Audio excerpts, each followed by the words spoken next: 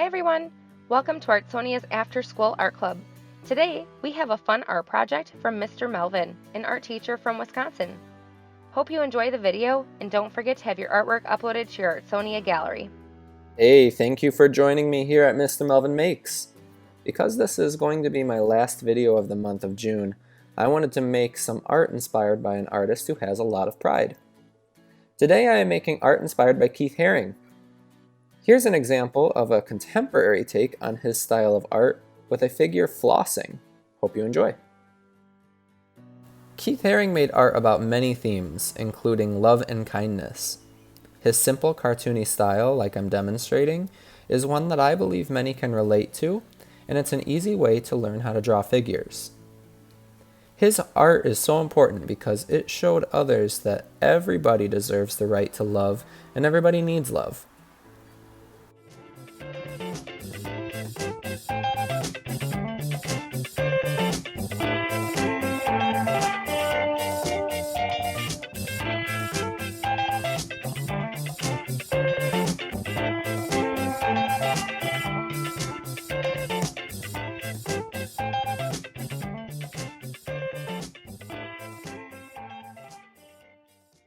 Today I challenge you to make art with figures showing kindness or love, and today I plan on showing you how you can do that. Because I've got a very important birthday coming up, I am going to make a birthday card inspired by Keith Haring's artwork. So I'm getting started with regular drawing paper. I folded it in half. Whenever you're folding something, remember that one hand is good for holding while the other hand is great for folding. So I've got my picture folded. And because I'm using kind of thin paper, I need to stick to crayon, colored pencil, or anything dry that won't bleed through or show onto the other side of the paper.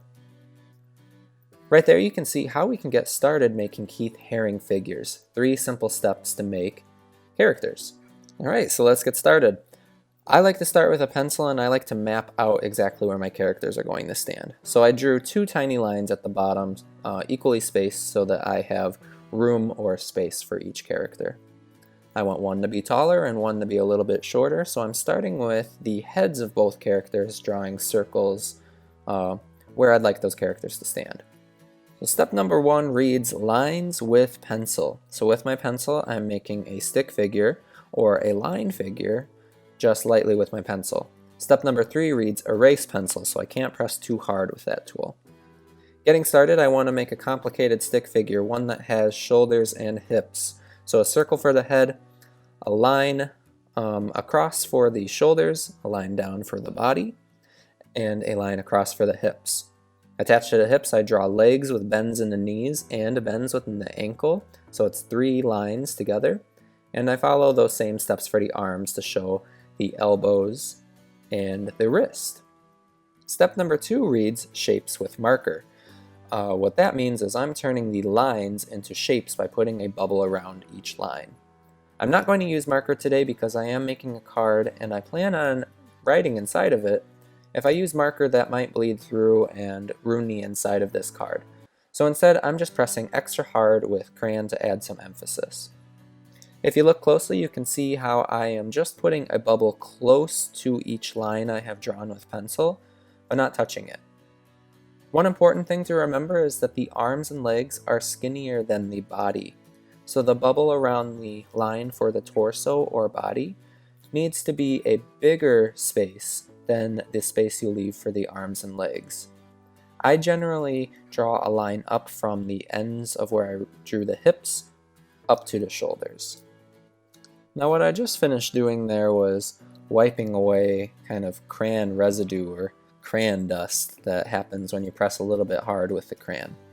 Because the crayon is made of a wax, pressing hard can kind of leave shreds of that wax that can really mess up your picture.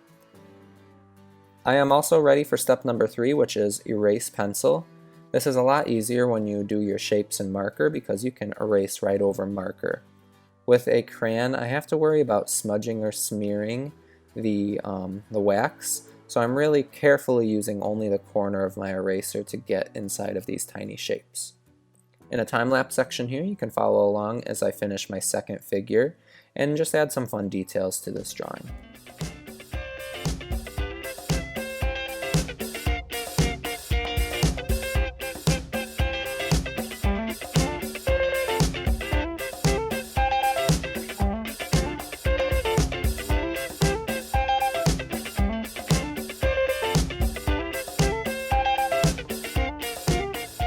Alright, let's talk about two details that'll really make this look like a Keith Haring inspired drawing.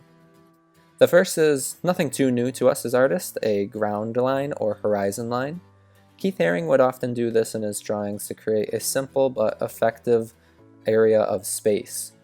Just drawing that line across the paper tells me that these figures are standing on something rather than floating in space. Kind of need somewhere to love and care about others, so give them a space to do that. I'm also just adding tiny dots because that's something I see in a lot of Keith Haring's artwork. He might also add tiny lines, just something extra to add texture to the ground or space. The second thing that's going to make this Keith Haring inspired are these tiny lines around each figure. In my classroom, I like to call these action lines because they show action or movement. They also might be called movement lines. Whatever you want to call them is fine with me. The purpose of them is to show that your characters are moving through the space rather than frozen still in time. Well, thank you for joining me here at Mr. Melvin Makes as we learn about Keith Haring and make art inspired by his artwork. I hope you learned a little bit about figure drawing today, but more importantly, I hope you remember that everybody deserves love and everybody needs love. So make some art for someone you care about today. Show friendship, show kindness, show whatever you need to let somebody know that you care about them. Everybody needs those reminders in their lives, and it's up to us as artists to give that to them.